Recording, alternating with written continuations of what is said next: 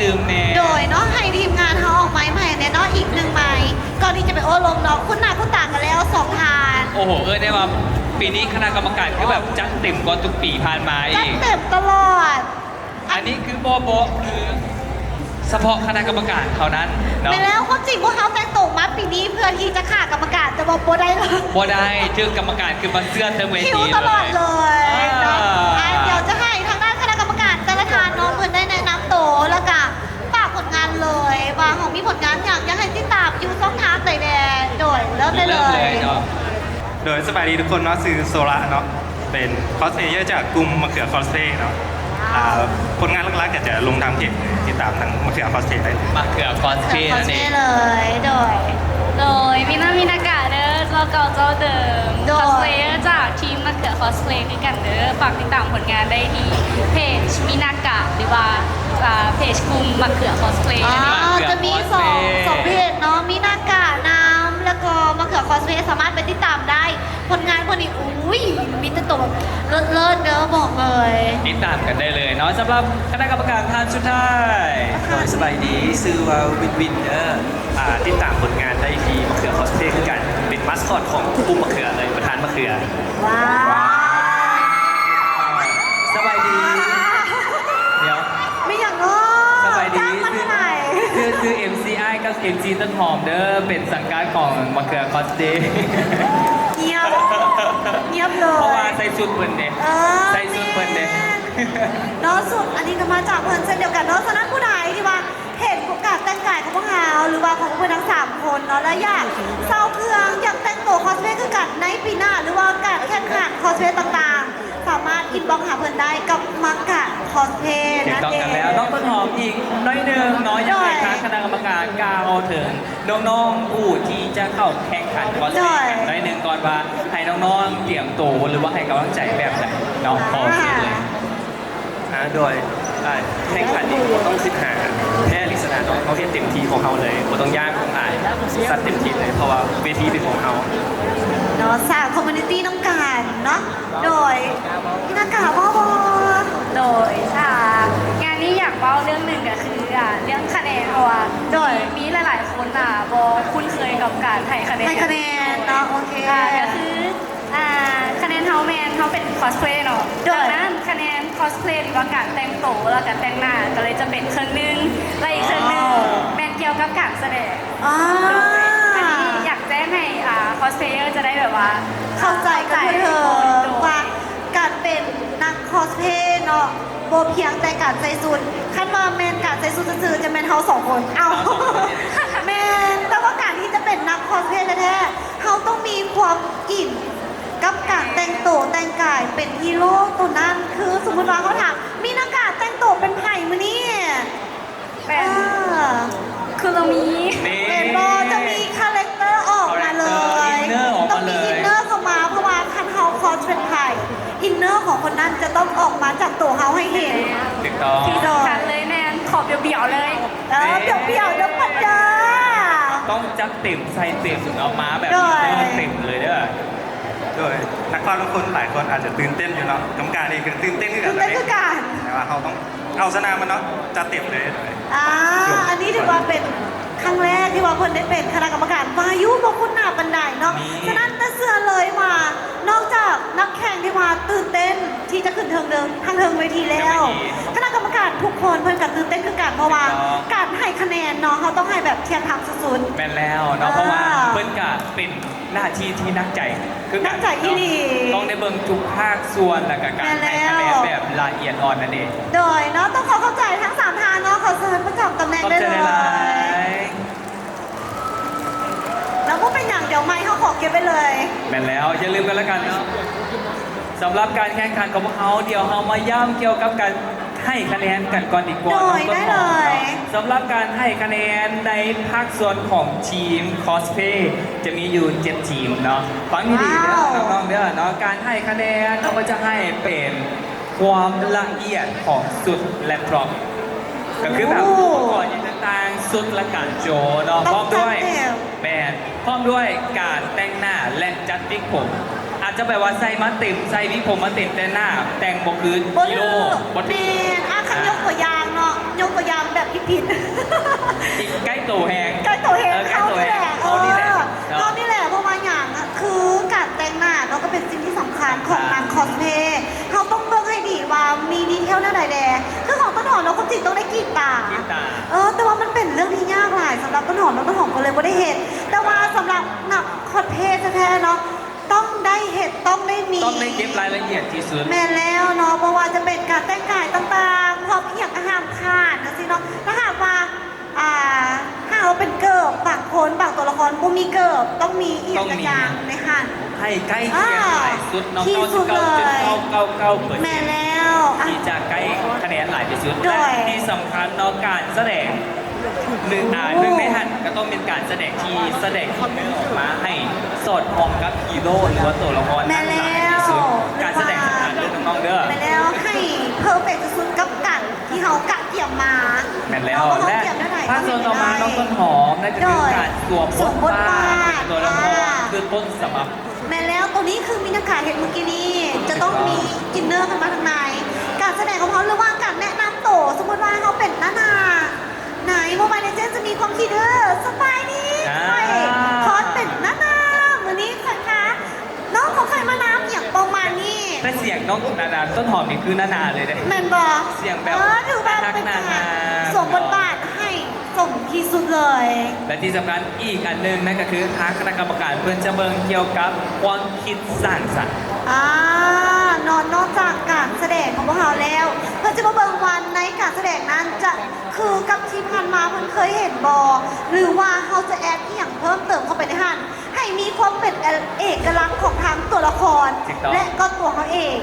ก็คือต้องมีความคิดสร้างสรรค์ที่ ยาก แสดง ตื่น ให้คณะกรรมการวัดใจ ว้าว แบบ เลย พิชิตใจไปเลย แม่นแล้ว เพราะว่าโจทย์นี้ก็ถือว่าต้องได้เตรียมตัวนักเติมอยู่ใน นักเติมเนาะให้ การแส คู่ ดง กับรางวัลเขาเอง แม่เพราะว่าการแสดงเป็นทีมเป็นอหย่างที่สำคัญเนาะ โดย สมมติว่าเขาโชว์ออกมาดีแต่ทีมเขาบอกพร้อมกันอย่างยาก แม ไหม นความเข้าใจของทั้งทีมต้องเข้าใจอันเดียวกัน ครับ คอยต้องการที่จะแสดงแต่เจ้าไปแสดงดีแบบนี้กับบ่ได้ ถูกต้องน้องต้นหอมและที่สำคัญอีกหนึ่งอย่างสุดท้ายที่ โด ทาง ย คณะกรรมการอยากจะเห็นก็คือ โชว์เฮียมอยแล้วปุ๊บเนาะการแนะนำตัวเองหลังโชว์จบนี่ โดย ต้องแนะนำตัวเองพรีเซนต์และก็ว้าวถึงสิ่งที่เขาแสดงผ่าน แสดง มา ไป บางที แบบที่ต้นหอมเห็นไปเมื่อกี้นี้ ถูกต้อง ฉะนั้นทุกอย่างที่วาอยู่เทิงเวที ต้องอินคาแรคเตอร์ทั้งหมดเลยเพราะว่าจะเป็นการแสดง หรือการแนะนำตัวต่างๆเนาะต้องอินคาแรคเตอร์ เพราะว่าคณะกรรมการเพื่อนกสิเบิงได้หากว่าพลาดไปเล็กๆน้อยๆนี่อาจจะถึงตัดคะแนนก็เป็นได้เนาะอันนี้ถือว่าเป็นคะแนนโดยรวมแมันบอกที่ว่าเพื่อนก็เก็บไว้ให้ และแน่นอนนอกจากนี้เนาะขอเว่าเกี่ยวกับทางด้านเงินรางวัลกันก่อนที่เขาบอกว่าหลายตัว8 ล้านกีบนี้ซึ่งว่าจะมีเป็นรางวัลเดอะวินเนอร์ของเรา4 ล้านกีบกันเลย ว้าวทีมที่ได้รับรางวัลที่หนึ่งหรือว่า The Winner House ครับไปเลย 4 ล้าน 4 ล้านกีบและรางวัลที่ 2 จะเป็น 2 ล้านกีบรางวัลที่ 3 1 ล้านกีบและยังมีรางวัลที่ 4 เนาะก็คือ 500,000 กีบนั่นเองและนอกจากนี้ยังมีอีกหนึ่งการแข่งขันที่เขาหากระเบ้าไปนั่นก็คือฟรีสเตจของพวก สำหรับ เขา พรีเซนเต็กเอิ้นว่ามี3รางวัลนำกันเนาะ โดย รางวัลที่หนึ่งก็คือ300,000กีบ แม้แล้วจะมีรางวัล300,000กีบ3รางวัลให้กับคนที่ว่าขึ้นมาโซกายทางด้านเทิงเวทีเนาะก็คือเป็นการเดินแบบให้อินคาแรคเตอร์ของตัวเองนี่แหละถึงใจคณะกรรมการแมนเอาเงินรางวัลไปเลย 3 คน ถูกต้องเนาะเพื่อ โดย สำหรับคนที่ลงทะเบียนและมีแอปของเอ็มมันนี่เองพร้อมเนาะสำหรับ3รางวัลเชื่อพวกเขาจะมาให้ในมือนี้ได้ว่าตอนนี้ทางทีมงานของพวกเขาก็พร้อมกันแล้วน้องๆทีมเข้าแข่งขันก็พร้อมกันแล้วคณะกรรมการของพวกเขาก็พร้อมกันแล้วเดี๋ยวขออนุญาตมอบเวทีนี้ให้กับการประกวดโคสเพย์ และการแข่งขันนักพี่ของพวกเราน้องมาเดี๋ยวเขาจะมาเป็นเกมเมอร์ได้ปะนี้ เราจะมาอยู่ทางด้านนี้เนาะลำดับทำทีมเราจะเป็นการแข่งขันแบบเป็นทีมเราจะมีทั้งหมด7 ทีมกันเลย และทีมที่จะขึ้นมาแสดงทีมนักพี่ของพวกเราขอเสียงดังๆให้กับทีมเมซู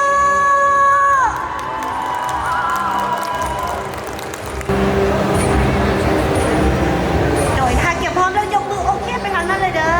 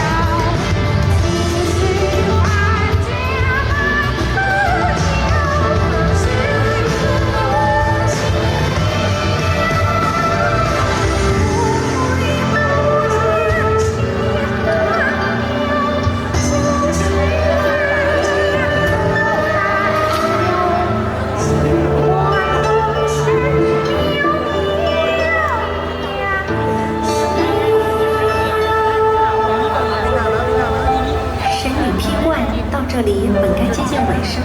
但今日我再添你的脸。 ชักเกจูเว่ยเฮ้大卫的蓝不是是有心和心处，无限千年难不弃，是那好心。彼时后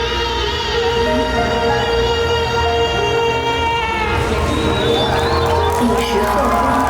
茫茫天地无关靠，孤身离去。今日再会，亲朋旧友坐满堂，共聚此时日。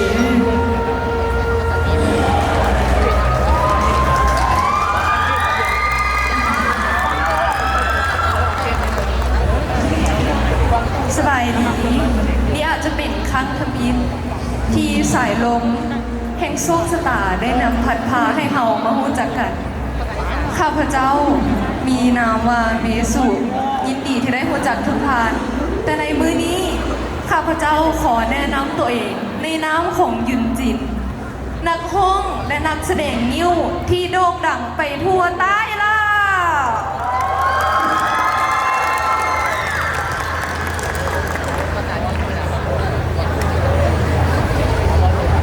ขอเสียงตบมือดังๆให้กับน้องเบสุด้วย เอาขอขอบใจหลายๆครีเอทขึ้นมาอีกเลยซึ่งมันเก่งหลาย ไปใส่เป็นเบิร์ดระบาดดอนกิโมเต้โนเดียพวกเจ้าอยู่สายเฮ้ยเดี๋ยวพวกเจ้าเป็นไผ่นี่เดี๋ยวใจเย็นก่อนทะลุกันได้มีไผ่อยู่แถวนี้บ่ไผ่ก็ได้ไผ่ก็ได้ ดอนกีโฮเต้กูนี่มาแล้ว ดอนลง หายอย่าวางใจนะ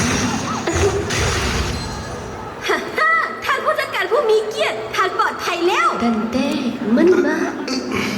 แล้วคนอื่นๆล่ะไปใส่เป็นหลัก โอ้ไข่ฮู้พวกกับเจ้านะ ไปตามหากินก้านโป๊กที่จริงแล้ว มันเอิ้นมากินก้านทองนะ กินก้านโป๊กสร้างมันเถอะว่าแต่ว่าเป็นอย่างขึ้นมามีเท่าละดีเจ เปิดเพลงแน่ เฮ้ยเดี๋ยวคิดเพลงเปลี่ยนเพลง เป็นยังไงดันเต้ออกจะมวน เอาดีๆนะเถอะสูนเจ้าเว้ย ทานผู้จัดการผู้ทรงเกียรติไข่พวกนี่มีเรื่องสงสัย เนี่ยตอนกิโมเต้ พวกเฮามาดีเห็นอย่างอ่ะ อ๋อพวกเรามาพวกเรามาหาใกล้กิน ฮะเจ้าว่าอย่างก่อนขอยข้องได้บ่ หาใกล้กินเอ้ยแม่นเสียงบักใดวะพวกสูมันไผ่นี่คือกล้าเข้ามาในเขตพวกกู เดี๋ยวขอเวลาพวกคนไปจุกอาวุธมาก่อน นี่ว่าอาวุธพวกเจ้ามันขึ้นมาเบิกกับโป่งเถอะวะ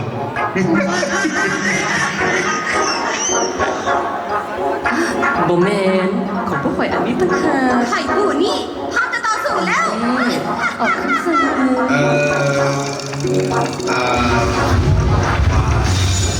อย่าเอาเลย มาเริ่มกันเลย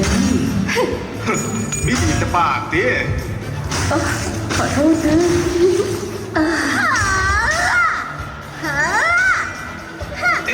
ไข่โดนนี้เสมอ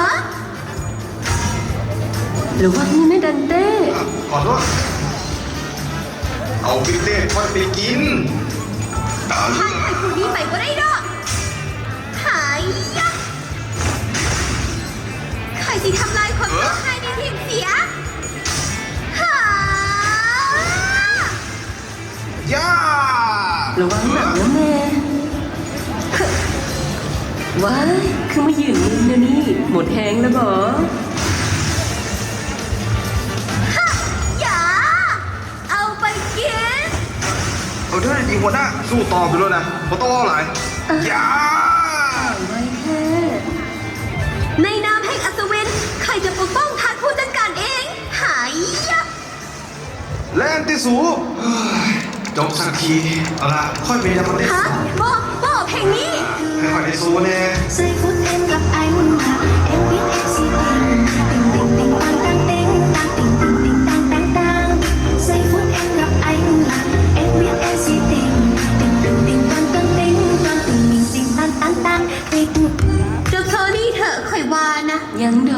เอาสิบอกก่อนท่าจะไปหามาออกกำลังกายกันก่อน อดีเจเปิดเพลง ค่อยมาละ เอาหน้า มาเลิกกันเลย ธรรมดา ธรรมดา ออกกำลังกายธรรมดา ก้าวขาขวาแล้วก้าวขาซ้าย จะอย่างไร ออกกำลังกายธรรมดา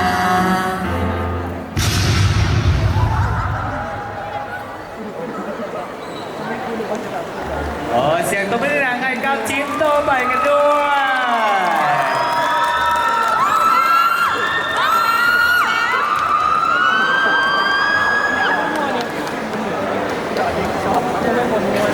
เอาไม้น้ำเอ็มซีเด้อ อุ้ยขอโทษเด้อที่จับไม่ซ่าพอดีว่าความงามมันบังเลยแนมบ่เห็นว่าซ่าขออนุญาตแนะนำตัวก่อน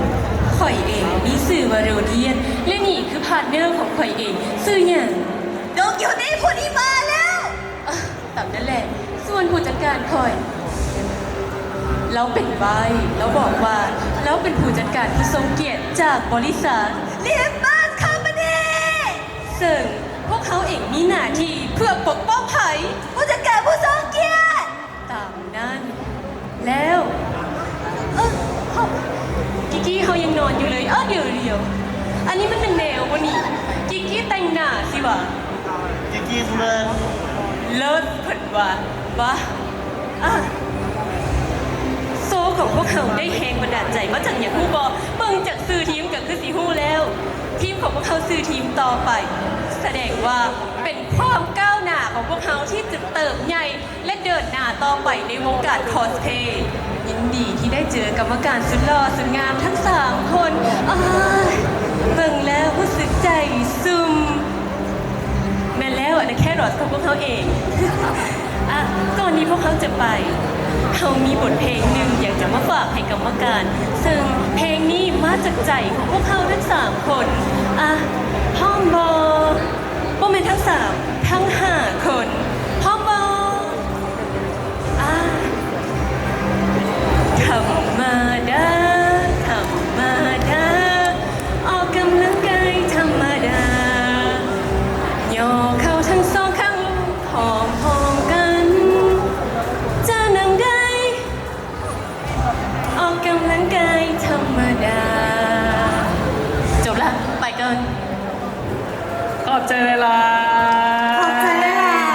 ยๆเนาะ มาเด้อ จบมาแล้วเสียงสูงน้องก็ได้มาก นะฮะ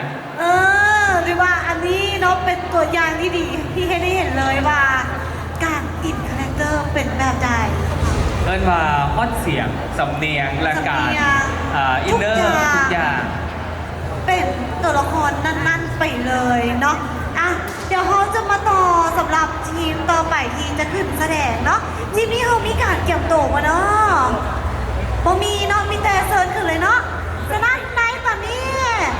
ขอเชิญทุกคนพบกับทีมรีเต้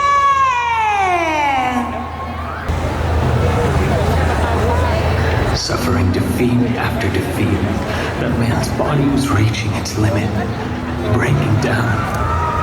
But he couldn't die yet. The man had a job that must be done. To defeat his twin brother.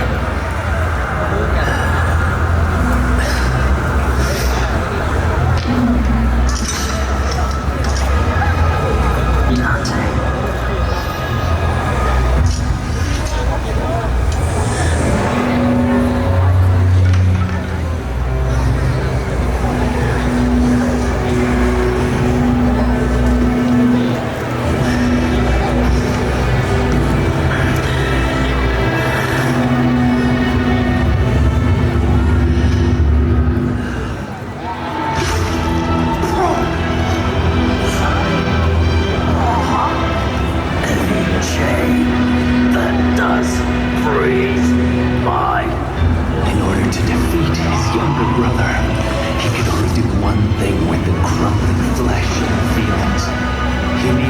Separate man from devil with the strength of the Yamato.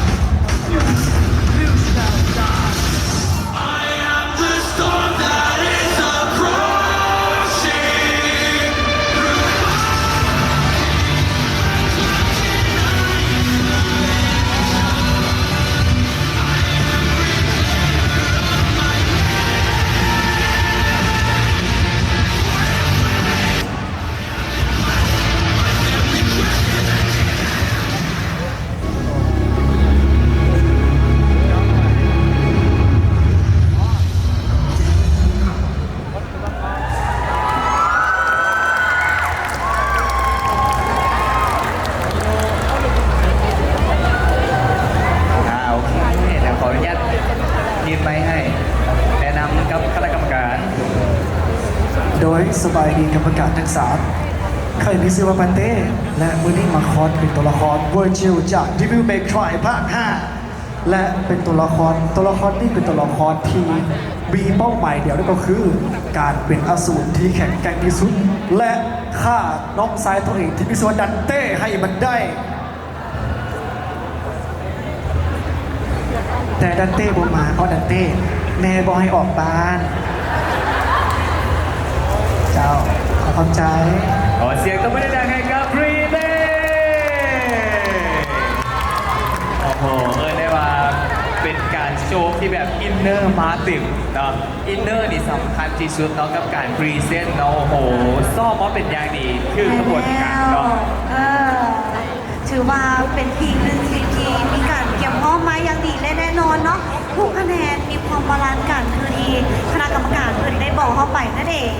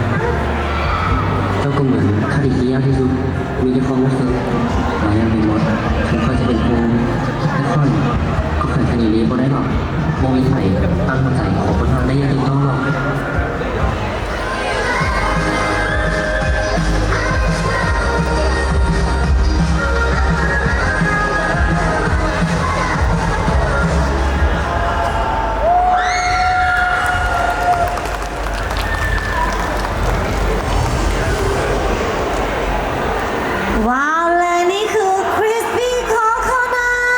ทมาเอาอันเดียวก็ได้เจ้าโดยว่าต้องกันได้เลยเนาะ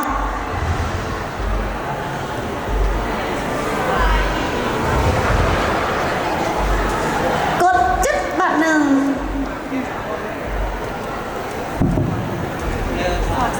สบายดีพวกเขาทีม โคโคนัทคริสปี้โคโคนัทหรือว่าทีม มะพร้าวโกรอบนั่นเองเขามีชื่อว่ายูคอสเป็นโมริรัน ส่วนเขาซิวาริโอวันนี้มาคอสเป็นคุโรชินิจิในจากเรื่อง โคนันอีก ว่ารู้สึกตื่นเต้นเป็นอย่างไรที่ได้มารู้จักกับทุกคนในงานในมื้อนี้ เพราะมันเป็นการสร้างแรงบันดาลใจให้พวกเขาอยู่ในสังคม โดย ขอบใจ อาจจะเป็นเขินๆเลยเนาะเพอเมื่อกี้เพิ่งจีบกันเด้ทางด้านเธอไม่ดี แต่ที่ได้ว่าแต่ละคนเมืองไปแล้วก็ยิ้มไปเนาะเขินไปนั่นเองเนาะต้องขอบใจน้องๆทีม Crispy Coconut นำเนาะ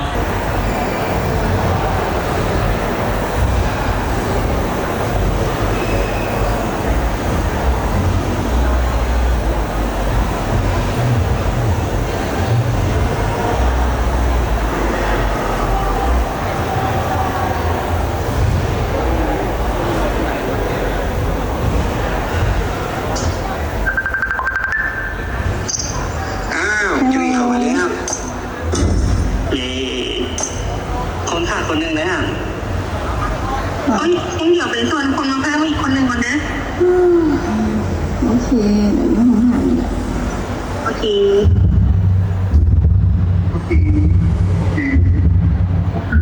คนพบเป้าหมาย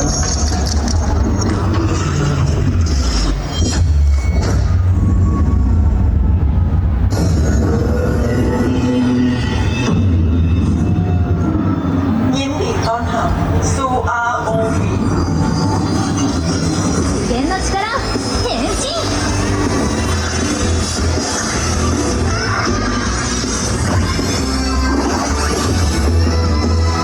เตรียมตัวให้พร้อมศัตรูจะปรากฏตัวในอีก5 นาที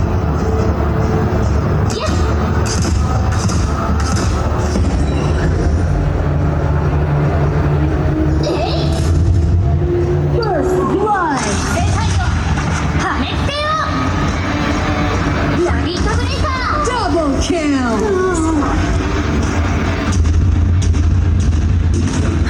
First Blood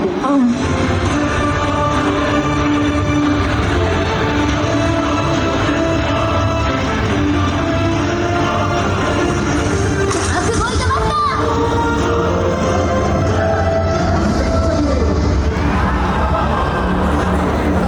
私が成敗してやる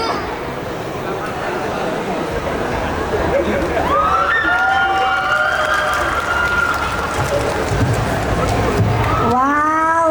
เมื่อกี้นี่คณะกรรมการได้รางวัลไปเลย หยอกนะอินได้อินคาแรคเตอร์นะเดี๋ยวให้เพื่อนได้แนะนำตัวของกันแน่หน่อยหนึ่ง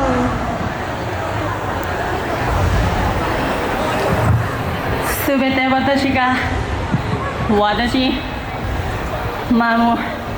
ってるよ愛と私のために闇生きるの私が成敗してやる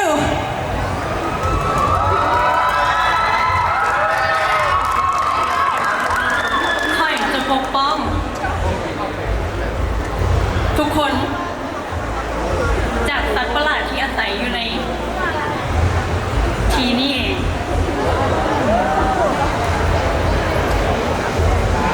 ขอบใจเลยขอเสียงตบมือดังให้กับโอยายุ ทุกคนไม่ต้องห่วงอย่างแล้วเนาะในตอนนี้จะมีโอยายุยมาปกป้องทุกคนถึงคนจะเมื่อยสมได้เพื่อที่จะปกป้องเขา โอ้ที่จิตน้อย เฮ้ยแต่กระแซบ น่าฮัก เนาะคุกกี้ในตอนนี้พร้อมแล้วเนาะถ้าพร้อมแล้วขอเสียงดังๆให้กับคุกกี้จินหน่อย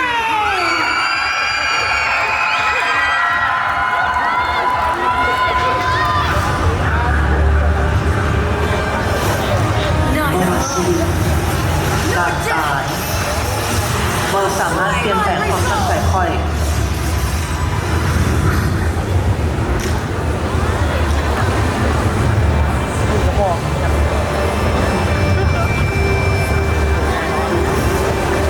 เมื่อเสียงเพลงจบลง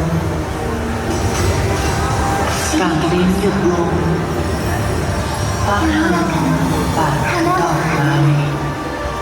เท้าข้างลง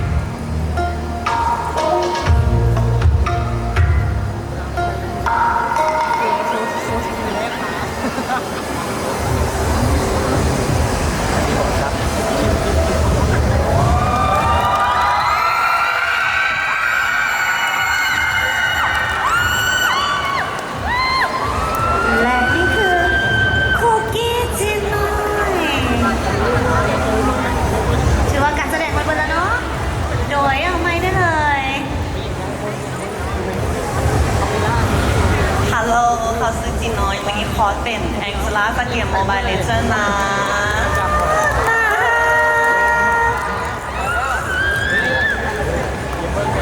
อุ้ยก็ตื่นเต้นดีแล้วก็เข้าใจทุกคนที่เชียร์เด้อเข้าใจเนาะ อาร์บี้กับพาร์ทเนอร์ของเรา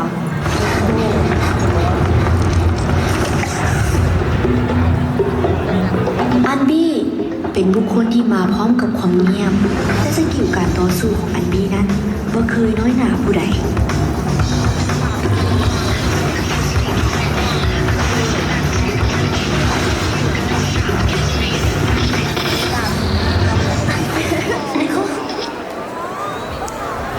เอาเป็นอย่างไรไม่ได้ถือครับส่วนปาร์ตี้เนี่ยอ๋อปาร์ตี้ส่วนแล้วได้หนิ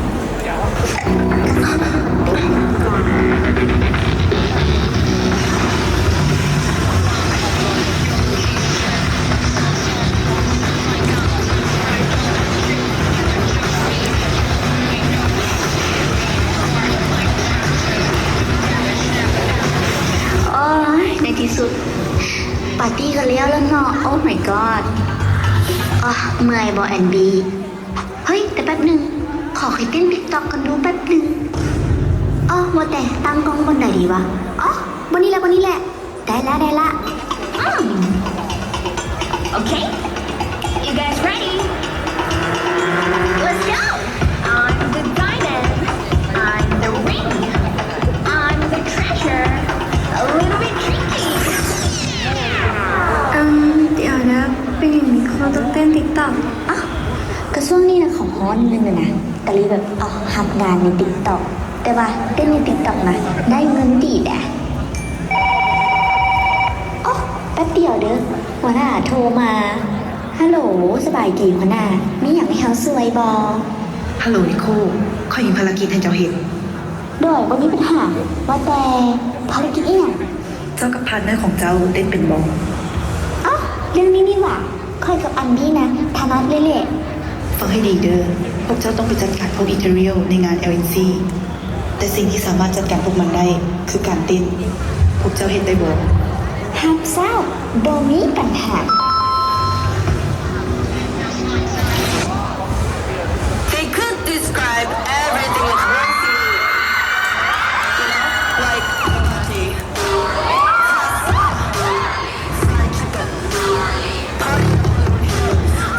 song. Oh my God,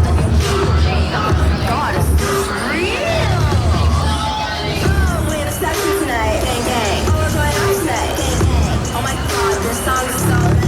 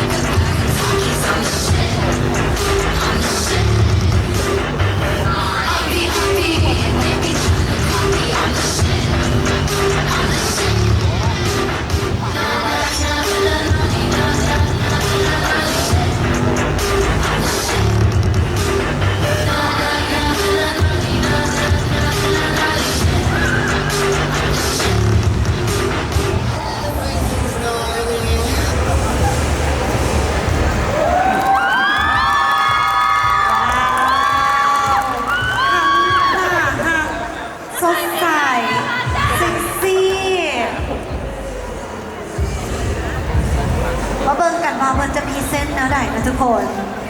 สบายดีทุกคน มานิโคกับแอนบีบอสบายดีเนาะทุกคนโชว์พวกเขาจบไปแล้วเนาะเดี๋ยวจะมาแนะนำตัวละครนะคะ ก็คือค่อยคอตัวละครที่ชื่อว่านิโคเลยค่ะนิโคมากับพักด้วยที่ชื่อว่าแอนบีอย่าไปซ้ายทางนอนร้อนเก่งนั่นเลยเนาะแอนบีเราจะเป็นคนที่เงียบเนาะใส่บ้าบังดูเมียวเมียวแม่นั่นเลยแล้วทุกคนเมียวเมียวยังไม่มีวิญญาณเลยเนาะเอาเป็นว่าโชว์ของพวกเขากันจบกันไปแล้วเนาะกระเต้นดิ้งดังดิ้งกดให้มันกดบาทหนึ่งเต้นก่อนบาทหนึ่งเต้นแล้วเนาะก็โชว์นี้ก็ขอบใจหลายๆเด้อสำหรับผู้ใดที่มากันเชียร์เด้อเชียร์แล้วแบบนี้นั่นแหละทุกคนบ๊ายบายรักกันเด้อทุกคนบ๊ายบาย ว้าวขอบใจทีมสุดท้ายของพวกเขา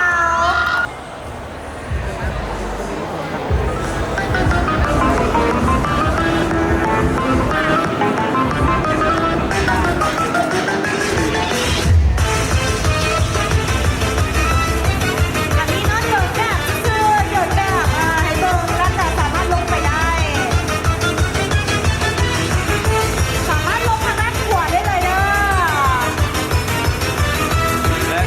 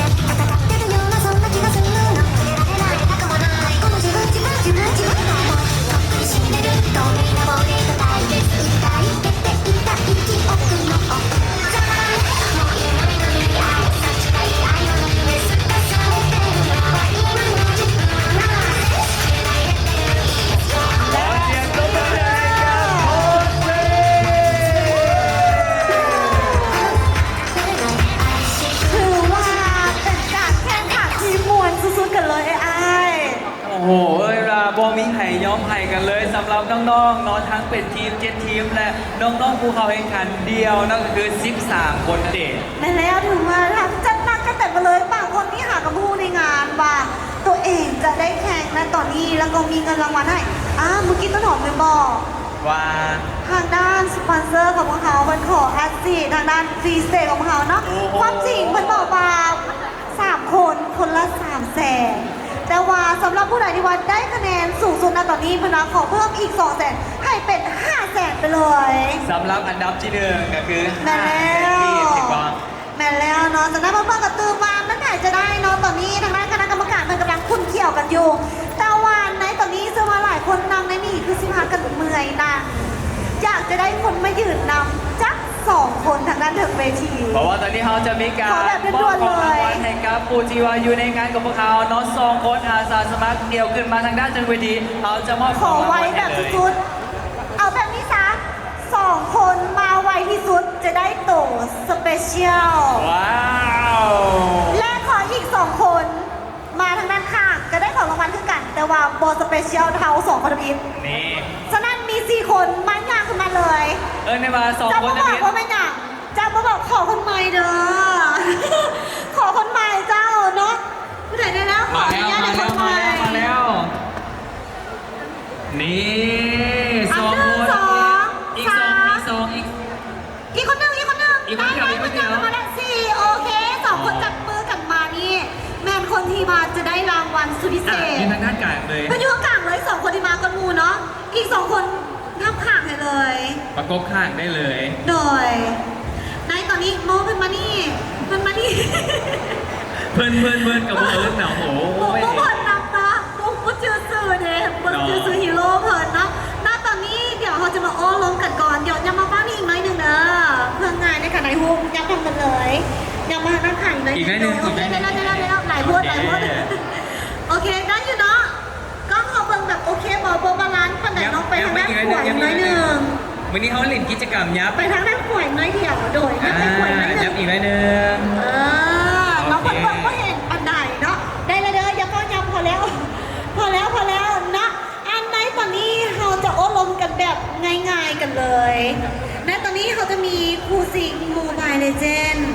ทั้งทีมหญิงและก็ทีมชายผู้บอลทั้ง4 คนเล่นเกมนี้อยู่แล้วบอ โมบายลีเจนเล่นเป็น4 คนบ่ เล่นอยู่แล้วมันบอ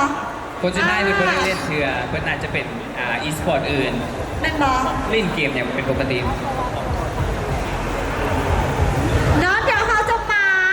มาถามก่อนจะน้อยหนึ่งเนาะสำหรับการแข่งขันของเขาในรอบสุดท้ายนี้ซึ่งว่า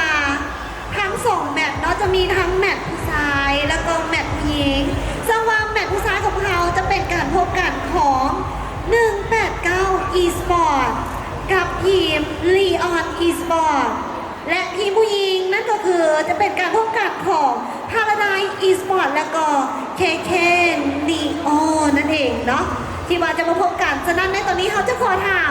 ทั้ง4 คนเลยว่าอยากจะเสียร์ทีมไหนสุด อยากจะเชียร์ทีมใดเป็นพิเศษหรือว่าทีมใดสุดๆเลยสำหรับ2 การแข่งขันที่เอาทีมใดดีนะ เริ่มจากฮีโร่ฮอกก่อนมักทีมใดเป็นพิเศษสำหรับการแข่งขันนี้เอาทีมซ้ายกันก่อน ทีมซ้ายจะมี189 eSport เนาะ ๆ และก็ Leon eSport ใน 2 ทีมนี้ปัจจุบันนี้น้องหาเสียงทีมไหนหรือว่ากะว่าทีมไหนจะเป็นแซมประจำปีนี้ มาทายน้ำกันทายซื่อๆกันได้เพราะเป็นอย่างอุ้ยมูจาก2 ทีมเลยเห็นจังใดดีทายได้ เอาทีมข้อหนึ่งทีมอย่างก่อน เอาทีมที่หนึ่ง ทีมที่ เชียร์ หนึ่ ที ง ม เลย ที่1เนาะนั่นก็คือ เอาเสียทีมที่1เลย189 eSport นั่นเอง ดูเนาะมีคนหนึ่งแล้วที่เชียร์เขาอยู่อ่ะคนต่อไป จะมีอีกบอนะคนต่อไปเลย คนต่อไปเลย ได้บอที่โสดทีมที่ 2 ทีมที่ 2 ของผู้ชายมันบอ เล มัน โอ ยังบ่มีทีมผู้หญิงได้ดิ เนาะ เออ เป็นจังไหนเบื้องหน้าเชียร์ทีมผู้หญิงอยู่บอ เอาไม้ให้เพิ่นเลย พอดีมาเบิ่งแข่งทีมลีออนตั้งแต่มือวันศุกร์ละ คุณนะ เมื่อกี้ทีมพาราไดจีใส่พาราไดด้วยกันเลยว่าเชียร์ทีมพาราได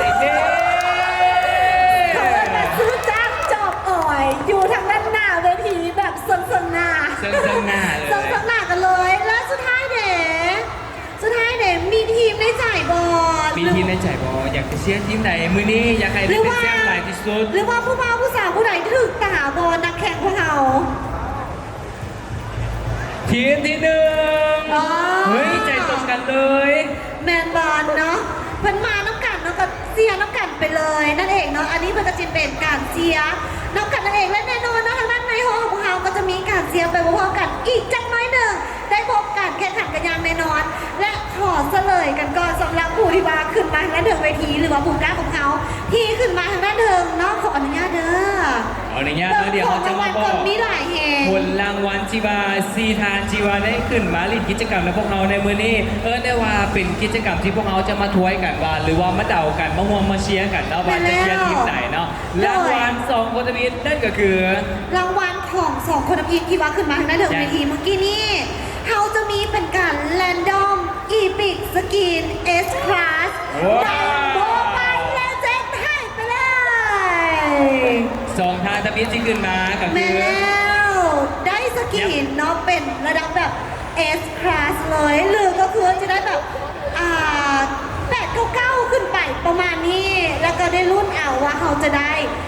สกินตัวไหนนั่นเองเนาะอันนี้จะเป็นทรงหน้าเนาะของทั้งสองน้องที่ว่าก้าวขึ้นมาทางหน้าเธอเวทีบอกแล้วเพียงแต่ก้าวขึ้นมาทางหน้าเธอเวทีแม่จะได้รางวัลจับเขาไปเลย แต่เขาก็จะไม่มักบอกดอกว่าของรางวัลเขาเป็นอย่าง ถูกต้องเนาะอยากให้ทุกท่านนะได้มีส่วนร่วมเนาะกิจกรรมของเขามีแต่ให้กับให้เนาะมือนี้ LNC ฮอ2025เนาะแจกนักแจกกิ่งเลยแบบโอ้โหเอาเป็นว่าตอนนี้ของรางวัลทั้ง2คนเพิ่นน้องต้นหอมเฉลยมาแล้ว และอีก2น้องที่ว่าขึ้นมาเมื่อกี้นี่เนาะได้เซตการเป็นสเปเชียลสกิน A class หรือว่า A บวก class กันเลย จัดไป ทองลงมาอีกน้อยเดียวเท่านั้นเนาะแต่ว่าได้เป็นสกินที่ว่าถึงใจจูใจกันอย่างแน่นอนสำหรับเก็บโมบายและเจ๊ของพอนั่นเองและนี่คือสมหน้าของผู้กล้าขึ้นมาเล่นเกมหรือว่าขึ้นมาโซโครงการทางนั้นเถิงเวทีนั่นเองเนาะและนี่เลยหลังจากที่ว่าเขาถ่ายรูปแล้วเนาะลงหมดไปทางนั้นปักซ้ายมือเด้อ แต่ขอต้อนแสดงความยินดีให้กับน้องๆทั้ง4ทานกันด้วย ตอนนี้ขอแยกถ่ายรูปกับน้องๆกันก่อน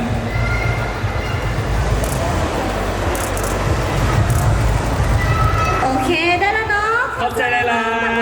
ยๆ ขอบใจเด้ออยู่ทางด้านรูมเวทีกันได้เลย ทาง ใน ด้าน ตอน ซ้าย นี้ มือน้องต้นหอมให้เพิ่นไปซ้ายมือแหละกัน โดยทางด้านฝั่งซ้ายมือเด้อน้องๆคนอาจจะยังอ้อมมาเนาะเพื่อที่จะมาสกินเนาะท่านหากว่าผู้พี่เห็นขึ้นเมื่อกี้ต้นหอมมาเจาะเองเลย สองคนเฮาเนาะ แมนเพราะน้องซีตั้งแต่เมื่อจะมีแต่ทอนมือนี้ ยังบ่ได้สกิน เนาะหรือว่าผู้ใดที่ว่ายังอยากได้สกินจากพวกเราอยู่ ก็ยังสามารถลงทะเบียนตอนนี้ก็ยังได้ผู้ใดที่ว่ายังไม่ทันได้ลงทะเบียนที่ป้านลงทะเบียนกันได้เลย เพราะว่าเดี๋ยวเขาจะมาทำการหมุนวงรอบ ถูกต้องกัน อี แล้ ก ว รอบหนึ่งทางด้านนี้ให้กับทุกคนนะได้มาร่วมน้ำกันนั่นเองเนาะ กองรางวัลเท่าไหร่แหงน้องต้นหอม นี่ ก็คือ หลาย 399แจกเทือละ10รางวัล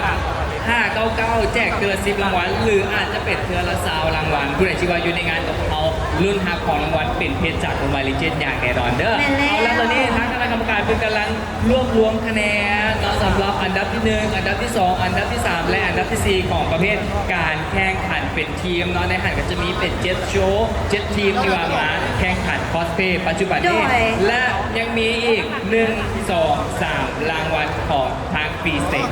แม่นแล้วเนาะที่มาเขาจะมาแจกรางวัลกันนะตอนนี้และแน่นอนเนาะสำหรับผู้ใดว่ามันยังหลงยังเล่น หรือว่านั่งพักอยู่นี่ไงพวกโอ้ยเคยเห็นกับเจ้าเล่นเกมแล้วเคยอยากเล่นเอง สามารถไปเล่นเกมอยู่ที่บูธสติงของเราก็ยังได้เซนการ ว้าว ว้าวเนาะและสำหรับผู้ใดที่มาซื้อซิมจาก G Plus ของพวกเราณตอนนี้เนาะอยู่รอถามพวกเราได้ณตอนนี้8 โมงแรงของพวกเรานี่เองเพื่อจะขึ้นมาทางด้านเทิงเวทีจับสลากและมาเบิ่งน้ำกันว่าผู้ใดจะเป็นผู้โชคดีได้ไปอินโดนีเซียหรือว่าไปเสียแบบติ้นเข้าสนามกับงาน F7 นั่นเอง แบนแล้วน้องต้นหอมได้ว่าพวกเขาเกินมานี่ตั้งแต่มือวันศุกร์วันเสาร์และมื้อนี้มือวันอาทิตย์นั่นก็คือการง่ายๆเพียงแค่ทานนั่นไปซื้อซิมเนาะที่พาร์ทนอนราคา60พันกีบเท่านั้นและลงทะเบียนอยู่ในงานของพวกเราเพียงเท่านี้ทานนั่นก็จะได้รุ่นทับรางวัล2รางวัลเนาะไปเสียติดขอบสนามดังทีน้องต้นหอมได้บอกไว้อยู่ประเทศอินโดนีเซียเนาะ8 โมงก็จะมีการจบ จับ เอา สลากนั่นเอง สลากนั่ เนาะ นเอง สนามฮีเป้าพักกันทุกเขียวเนาะไปยังผู้ทานได้ซื้อ ตอนนี้ก็ยังทานสามารถไปซื้อได้เลย และนอกจากนี้ไอ้ จะมีสิทธิ์ลุ้นไปที่อินโดนีเซียแล้วเขายังจะมีเป็นของรางวัลหรือว่าซูมแจกสกินให้อีกด้วย เป็นแล้ว เอ เนาะ อผู้ใดที่ว่าซื้อบัตรเติมเงินซื้อๆหรือว่าเติมแพ็กเกจน้ำมันซื้อๆ100,000 กีบก็ได้ไป1สกินเลย และนอกจากนี้สำหรับผู้ใดซื้อซิมละล่าก็ได้เป็นสกินไปแบบฟรีแต่แน่นอนว่าสำหรับผู้ใดที่ว่าซื้อทางซิมซื้อทางแพ็กเกจน้ำเพลิน เสื้อทั้งสองอย่าง จะได้สกินที่สุดพรีเมียมสุดๆเลย สเปเชียลเนาะ ว้าว และอีกอย่างหนึ่งเด้อคันสมมติว่าเขามีซิมแล้วเขาไป โดย แพ็กเกจน้ำเงิน100,000 กีบนี่มีอีก1สกินให้แต่ แม่แล้ว จำนวนจำกัดเดือนสุดท้ายเด้อ น้องผู้ใดที่ว่าอยากได้หรือว่าอยากได้สกีแล้วก็ยังอยากเป็นผู้โชคดีเนาะถือว่าได้โชค2สั้นกับพวกเขาสามารถไปซื้อซิมในตอนนี้ก็ยังทันอยู่เนาะเหลือเวลาประมาณ หลายอยู่ 2 ชั่วโมง 2 ชั่วโมงเนาะผู้ใดที่ว่ายังบ่ทันเสื้อสามารถเข้าไปได้ยูทีบูธของจีพาร์ทนั่นเองเนาะเอาเป็นว่าตอนนี้งานของพวกเขายังมวนยังมันกันต่อเด้อเพราะว่าตอนนี้เขาจะรวบรวมคะแนนมาประกาศให้ทุกคนนั้นได้หุ้นร่วมกันสำหรับการแข่งขันคอสเพย์ทั้ง 2 รายการ และที่สำคัญเขาจะก้าวเข้าไปสู่การแข่งขันต่อหาแซมประจำปี 2025 ทั้งฝ่ายหญิงและฝ่ายชาย ตอนนี้คะแนนและรางวัลเดินทางมาฮอดมือของทาง MC ทั้ง2ทานกันแล้วเนาะ แม่นแล้ว เดี๋ยวเขา เนาะ จะเริ่มก้าวเข้าสู่การประกาศผลรางวัล โดยเนาะสวรรค์ในตอนนี้เขาจะมาเริ่มประกาศจากรางวัลฟรีสเตจของพวกเขากันก่อนดีว่าน้องๆเพื่อนได้ขึ้นมาโซกาดังนั้นเดิงเวที เมื่อกี้นี้เนอนโดยเริ่มจากรางวัลที่ 3 2 และก่อน1นั่นเอง สำหรับรางวัลผู้ที่ได้รับ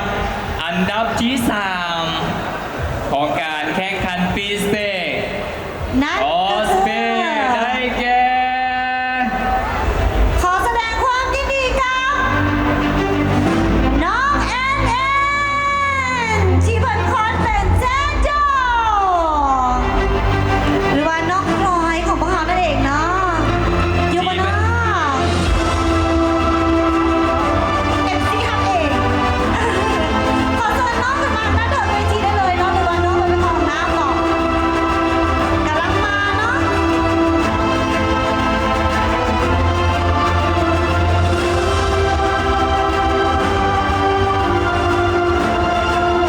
โดยที่บ้านน่าจะไปที่ได้เลยเด้อตั้งแต่จะบอกคาดเนาะบอกคาดคิดว่าเขาแม่นเขาบอกอันนี้เป็นอย่างนี้เปลี่ยนเกิดไปแล้วนี่แหละเนาะสิ่งที่เกิดขึ้นได้โดยขึ้นมาทางด้านกลางได้เลยและนี่คือสมหน้าคนที่มาได้รางวัลอันดับที่3ของเขาในฟรีสเตจนั่นเองเนาะในตอนนี้เขาขอเรียนเชิญ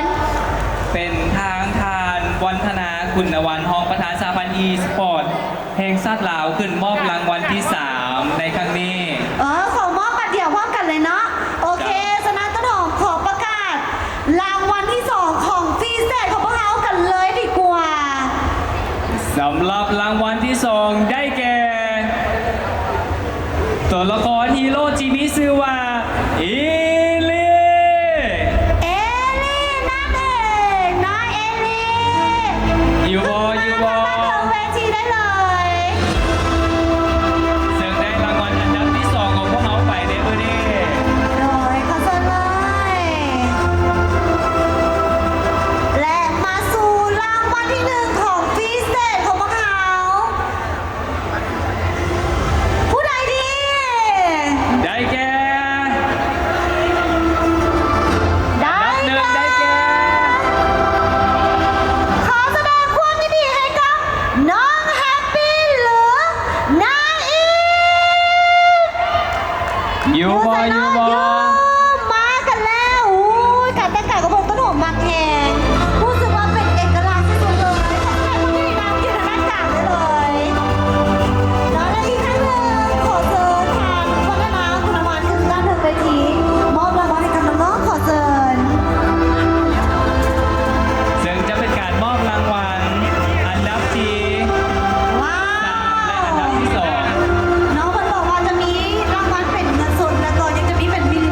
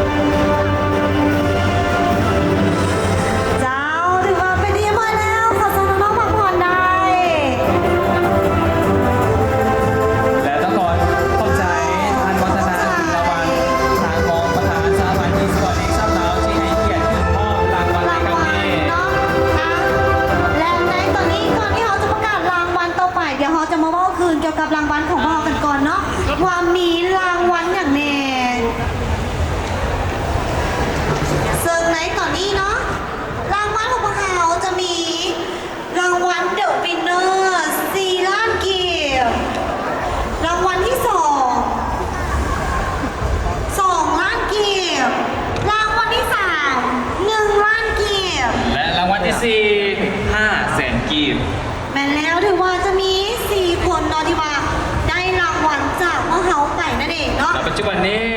รางวัลและลายสื่ออยู่ในมือของเอฟซีต้นหอมเป็นจีมอยแล้วสำหรับคลอสเพย์คอนเทสของพวกเราในตอนนี้อันดับที่ 5 กันก่อน เดี๋ยวเขาจะขออนุญาต มีสิ ถามทีมงานอีกปากหนึ่งกันเนาะมีห้าอันดับหรอ เขียนมามี 5 ลายสื่อ โอเคเนาะเขาอาจจะเข้าใจผิดกันจังน้อยหนึงเนาะขออภัยเนาะมาก้าวมาสู่การประกาศรางวัลกันเลย โดยเริ่มจากอันดับที่4ของพวกเราและทีมที่ได้รางวัลที่4ได้แก่ทีม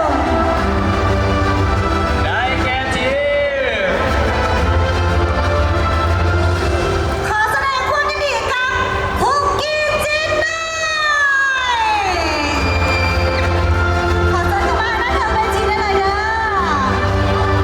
คุกกี้จินน้อยอยู่ใส่เนาะ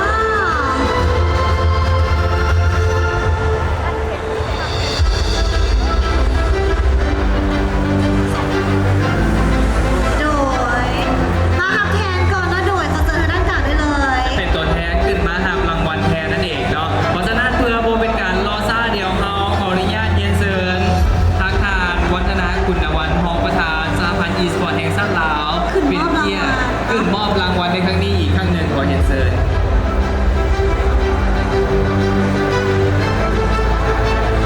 แม่นแล้วเนาะรางวัลที่4ของพวกเราเนาะที่ได้เงินรางวัลอยู่500,000กีบ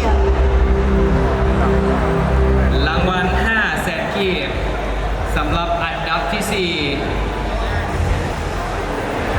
มากันแล้วเนาะป้ายรางวัลของพวกเราพร้อมด้วยค่ะน้องประธานของพวกเรานั่นเองเนาะขอแสดงความยินดีกับน้องอีกครั้งหนึ่งซึ่งว่าเพิ่นเป็นตัวแทนในการทำรางวัลในครั้งนี้นั่นเอง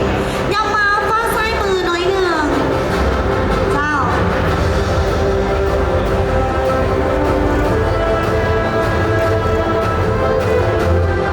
เอาเปิดกล้องไปเด้อ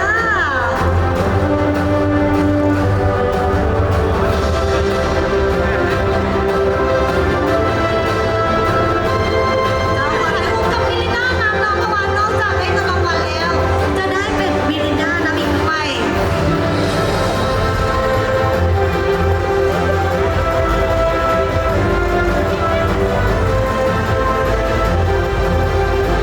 และต้องขอแสดงความยินดีกับน้องที่ได้อันดับที่ 4นั่นเอง ค่ะเปิดเด้อเนาะ และลำดับต่อไปจะเป็นการประกาศรางวัลอันดับที่ 3 เนาะแล้วก็ขอเชิญมี4รางวัลไอ้ซัมเมอร์ยืนรอถาดเลยไอ้ซัมเมอร์เพิ่นก็จะตื่นเต้นแน่เพราะมันจะได้มอบรางวัลในครั้งนี้เนาะเดี๋ยวเราจะมาต่อกันรางวัลต่อไปกันเลย กับรางวัลที่3 รางวัลที่ 3 อันดับที่ 3 ได้แก่ ได้แก่ โอ้ยายุย ขอแสดงความยินดีกับโอ้ยยายยสวัสดีได้รางวัลอันดับที่3ไปนั่นเองเลยแน่นอนได้เงินรางวัลนั่นก็คือ1 ล้านกี 1 ล้านกีบพร้อมด้วยเครื่องดื่มมิรินดาเป็นการให้เกียรติขึ้นมอบรางวัลนี้โดยทางรองประธานสหพันธ์อีสปอร์ตแห่งชาติลาว ยังมาฟ้าซ้ายมือน้อยหนึ่งเด้อ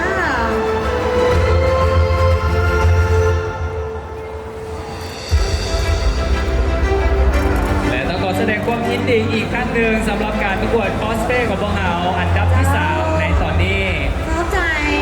จะเป็นการมอบรางวัล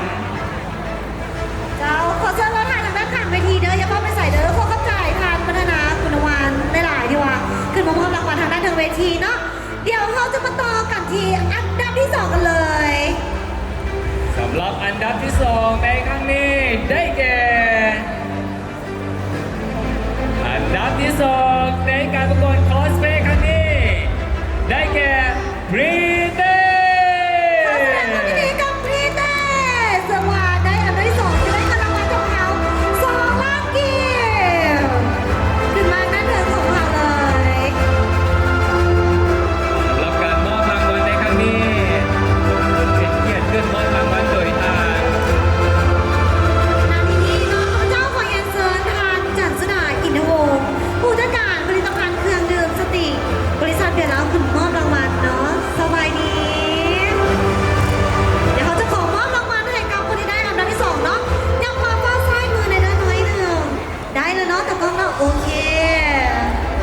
ขอแสดงความยินดีอีกครั้งหนึ่ง โอเคได้แล้วเข้าใจ อันดับที่2ของพวกเราในครั้งนี้ได้เงินรางวัล2 ล้านเก็บพร้อมด้วยเป็นเครื่องดื่มมิรินดามอบให้ เจ้าได้แล้วขอเข้าใจได้หลายแล้วก็ขอเชิญทานจันทร์สุดาอินทวงศ์เนาะยูรอทานทางด้านเดิมเวทีก็จะน้อยหนึงเนาะเพื่อมอบรางวัลให้กับรางวัลสนัดเลิศนั่นเองมาในตอนนี้เพื่อผู้ให้เอ้ยผลรอทาโดนเขาจะมาทำการประกาศรางวัลที่1กันเลย และทีมที่ได้รางวัลชนะเลิศในการแข่งขันคอสเพลย์ของพวกเราได้แก่ทีม ได้ ทีม แก่ ไหน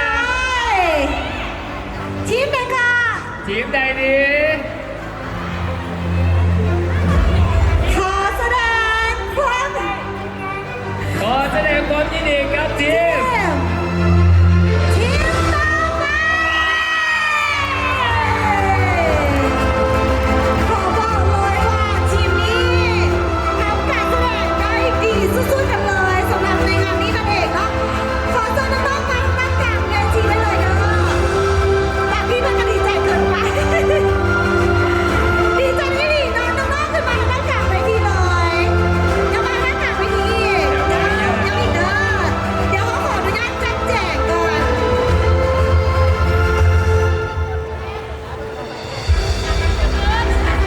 อันในตอนนี้น้องเขาจะขอมอบรางวัลให้กับชนะเลิศของพวกเราทีมชนะเลิศทีมต่อไปเนาะจะได้เป็นเงินรางวัล4 ล้านกีบรวมทางได้มิลินดา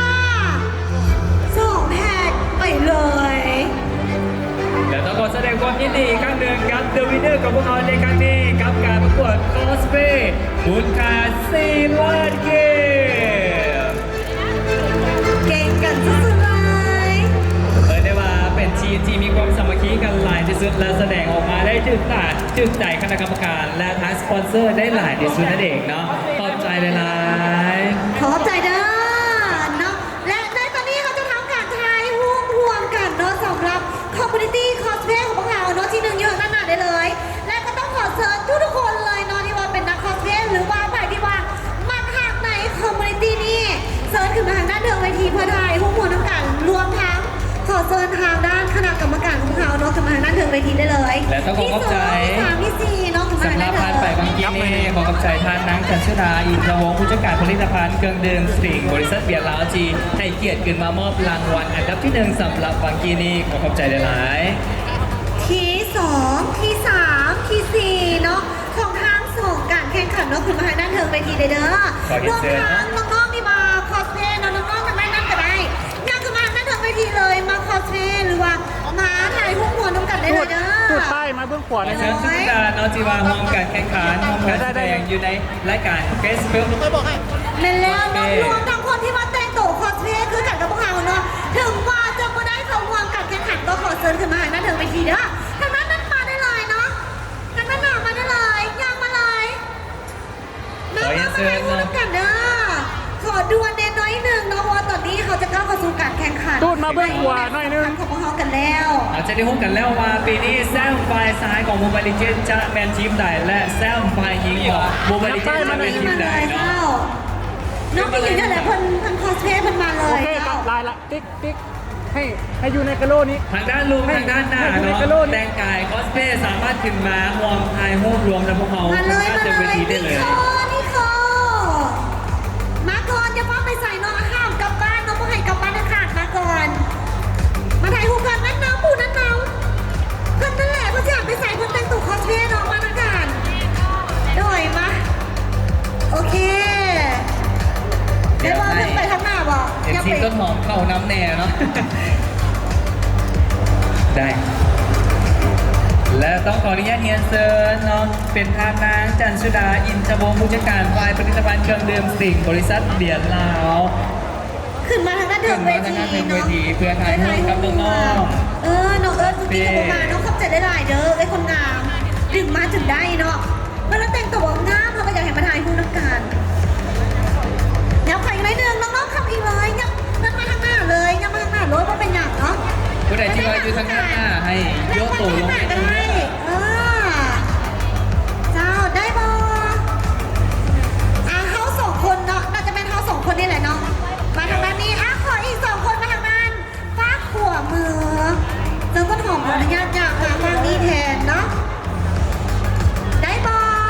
ผู้ใดที่ว่าอยู่ทั้งหน้าโยนตัวลงในนึงเพื่อให้คนทั้งหน้าได้ถ่ายโฮมนำเด้อเนาะ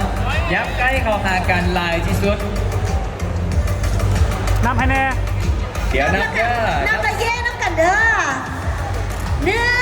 2 3 เย้ ขออีกบัตรหนึ่งนะ1 2 3เลยเย่ใส่กล้องอีกบัตรหนึ่งเนาะเป็นวิดีโอบอโอเคถ้าเป็นวิดีโอว่า LNC 2 ภาษาพร้อมกันได้บอ พร้อมกันเด้อ โอเคถ้า